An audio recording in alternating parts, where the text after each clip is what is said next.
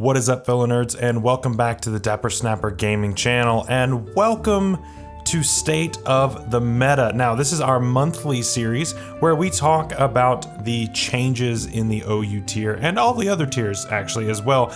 And I'm just going to tell you, this is an absolutely crazy month. There are so many changes going on, and obviously this has to do with Isle of Armor coming out. So if you're excited to learn what is going on in the competitive scene, make sure to leave a like on the video and make sure to click the subscribe button down below.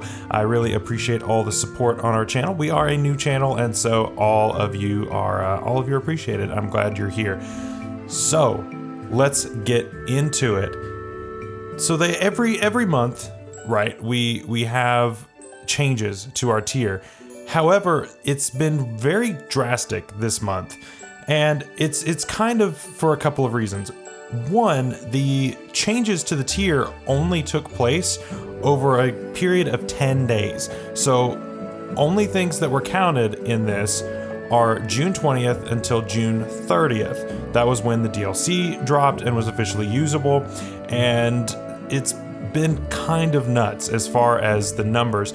Now, I do think this kind of skews the numbers a little bit, and we'll get into that just a little bit, but I think it's pretty close. It's pretty close to being representative of where everything should be, and so we're gonna get into it. So if you look at this right here, these are all of the changes put on a fancy graph, and normally this graph is much smaller, but as you can see, there have been a lot of changes. So let's go ahead and talk about the big ones, right? I'm not gonna cover every single mon on this list. That's just gonna take forever. But we'll go ahead and talk about some of these changes, and then we'll talk about the OU tier specifically and where everything sits in that tier as well. So let's get into it. So first we have Chansey moving up from UUBL to OU. It was UUBL last generation and has now moved up to OU. Given the 10 days that we've had to use it, I think it might drop back down to UU and live with its friend Blissey. That's usually where it sits, is UU or UUBL. It could stay, but I really don't think it's going to. It's a super bulky Pokemon, which is great. It gets soft boiled for recovery. It's got a lot going for it on the special side, but again, it's going to struggle with things like Urshafu, which is super, super common right now, and we'll get into that in just a minute. We have Pelipper coming back to OU. I have a feeling this is going to be flip-flopping back and forth. I kind of think this has something to do with Cloister a little bit, and possibly Poliwrath. Now, I'm kind of confused as to why people are running this again rather than trying out Politoed, because I think Politoed is actually super good. It's super bulky. Now, I do think it's better in VGC, which we tried out in last week's Meme GC, which a new episode with a new team will be up tomorrow, by the way. So make sure you subscribe so you don't miss any more of our VGC content. But I personally like Politoed better just because it is bulkier.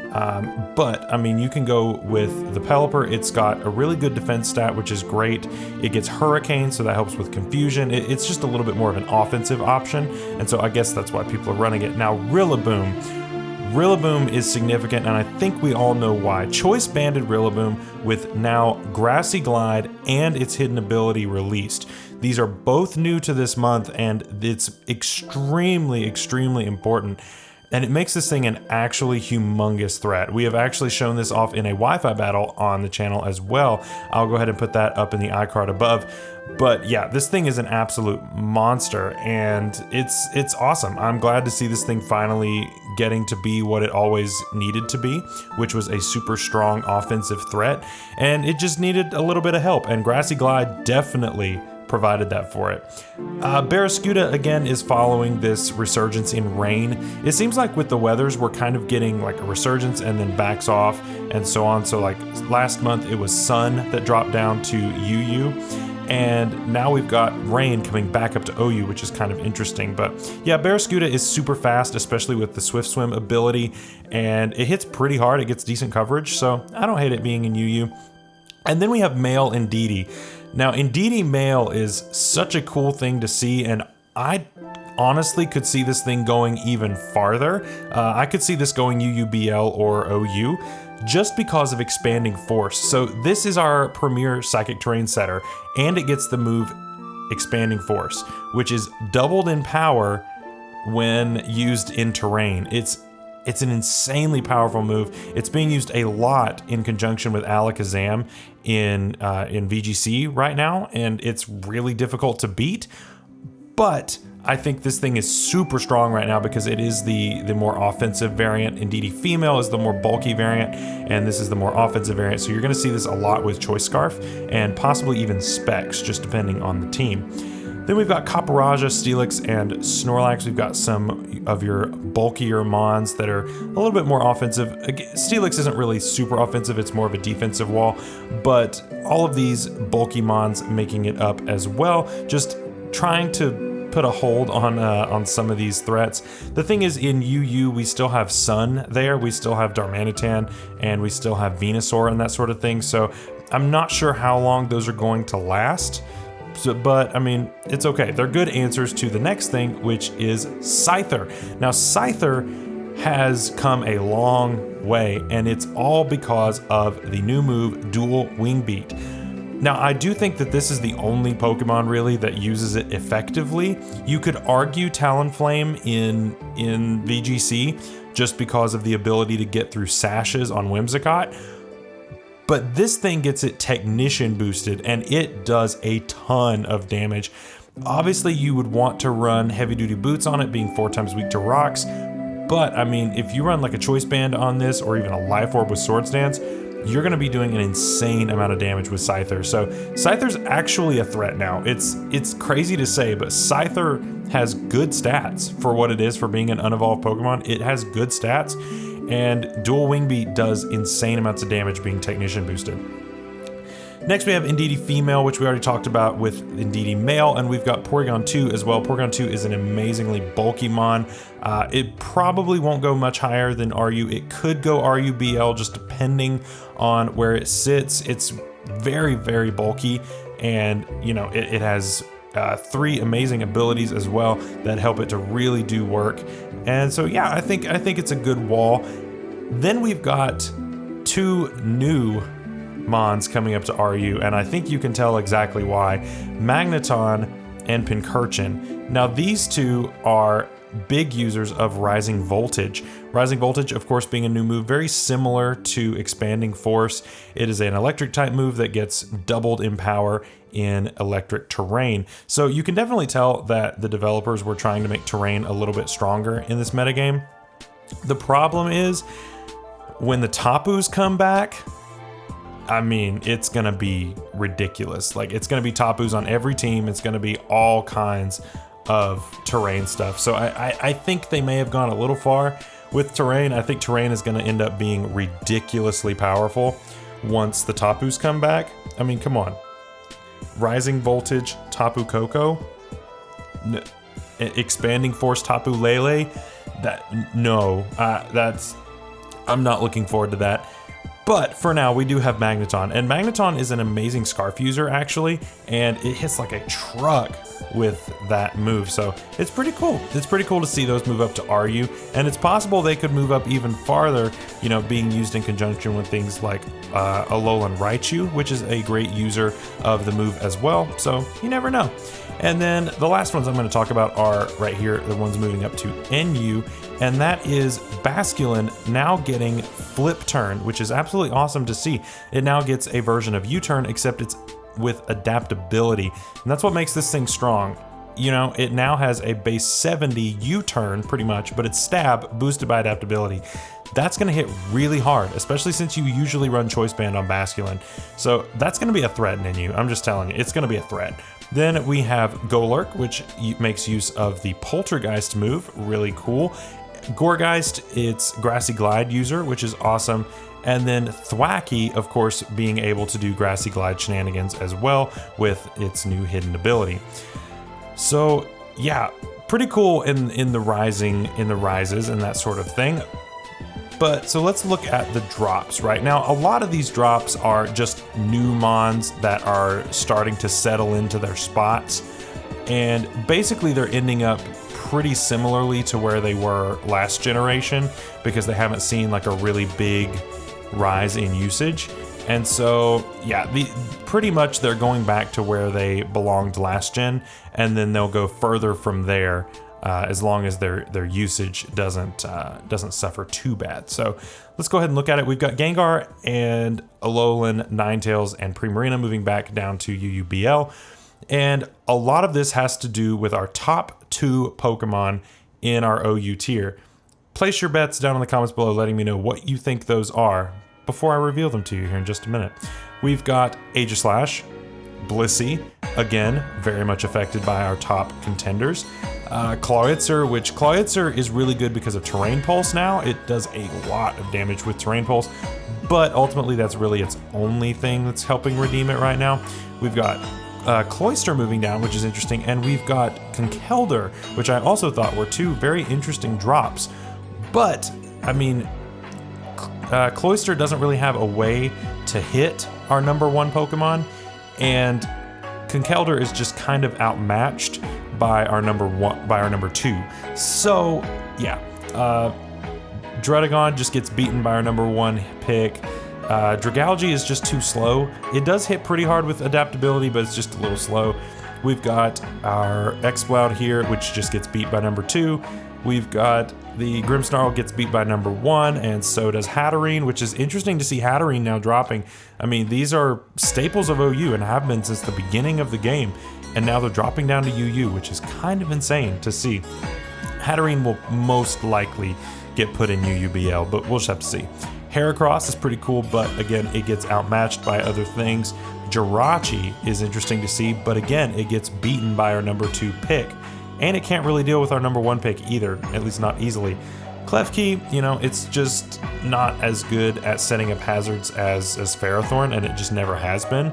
So that's why you're going to see it drop. Crocodile, just not quite strong enough. We did cover it in our competitive decks earlier. That'll be up in the iCard above if you want to learn how to use that competitively. It's a good mon, but it's just not quite up to par with some of the other dark type users and like things like Excadrill and that sort of thing.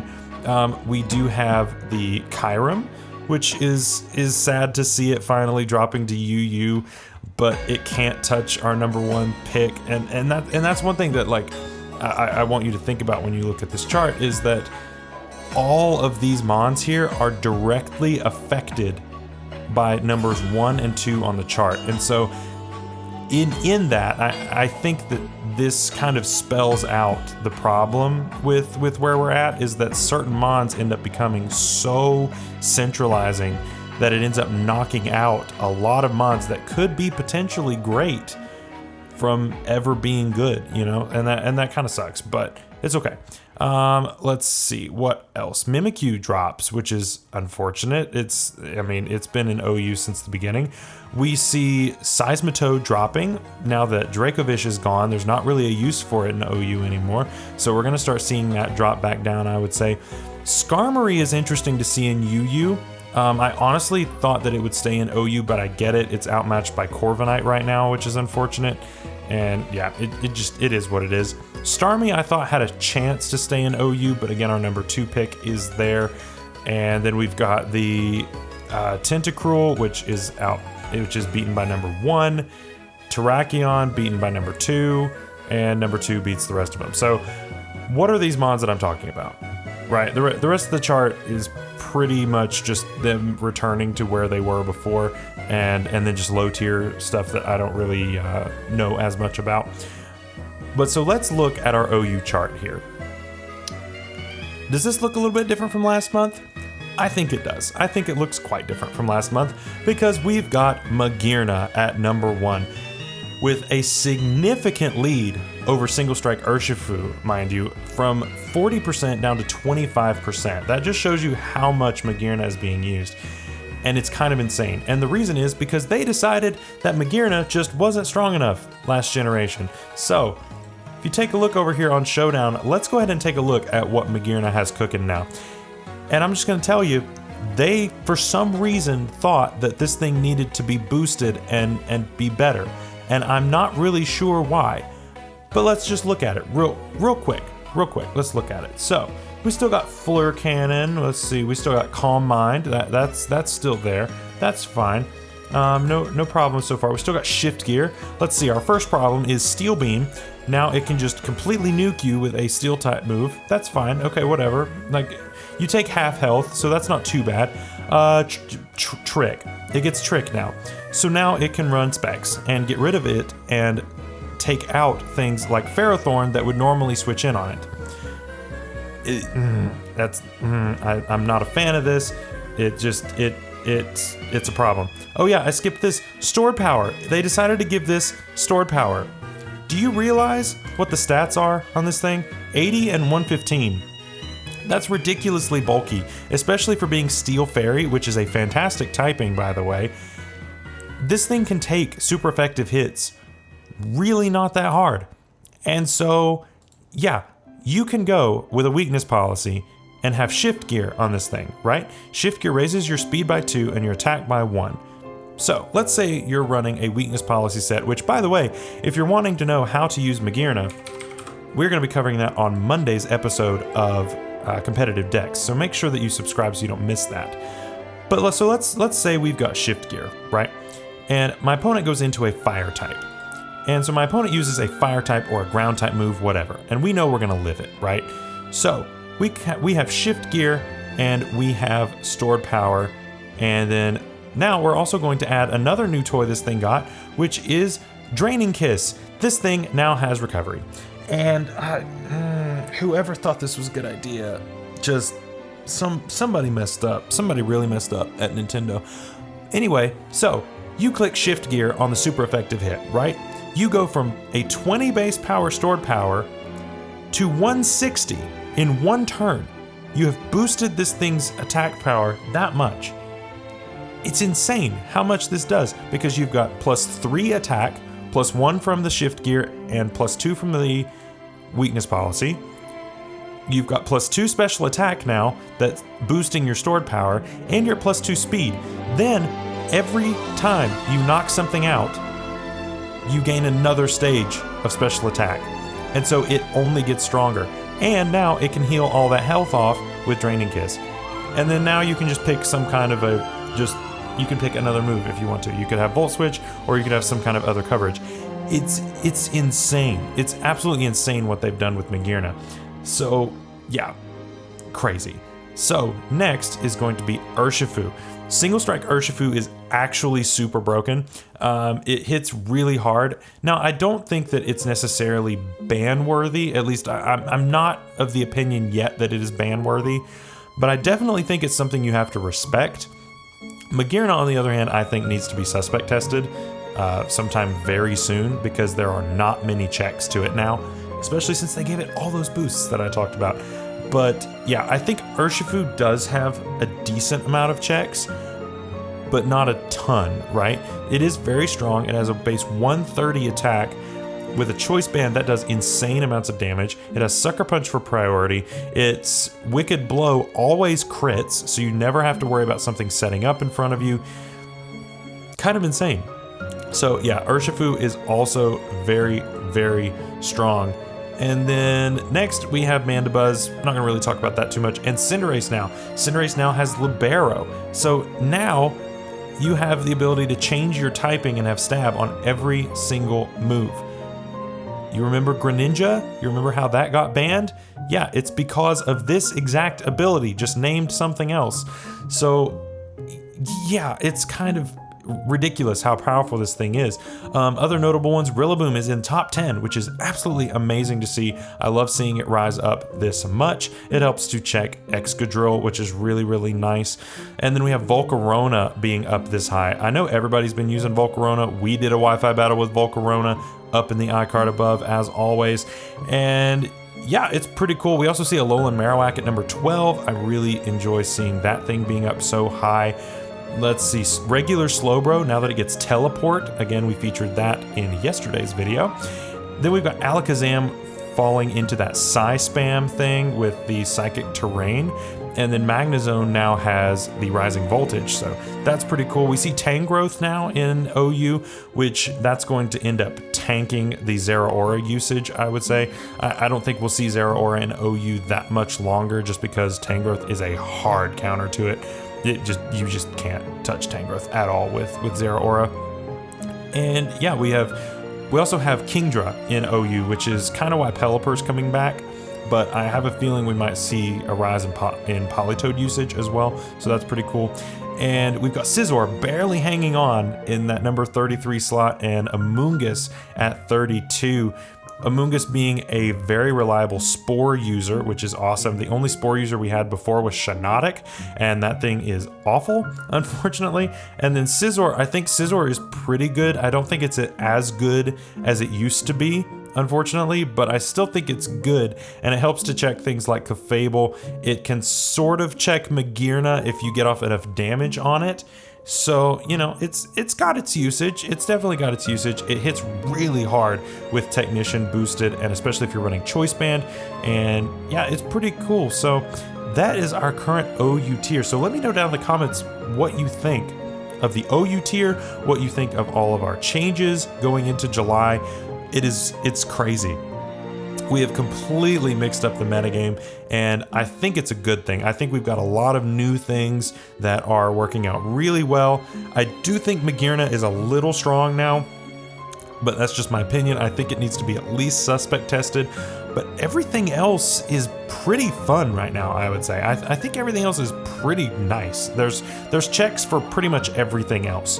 So yeah, I think it's pretty cool. I think we're in a decent spot competitively until somebody finds some kind of new tech, and then we all just cry about it. So anyway, let me know in the comments below your thoughts about the current state of the OU tier and about the current state of all the other tiers, about everything shifting around. I would love to know what you think and have a discussion with you down in the comments below. So tomorrow we will be back with Meme GC, and it's going to be a fun one. We are featuring a Porygon Z team, and I think it's going to be a really good time. And then Saturday, I've got a real treat for you, so make sure to subscribe so that you don't miss that. It's going to be a really good time. I hope you guys are looking forward to it. So until then, we'll see you later. Stay safe out there. Bye-bye.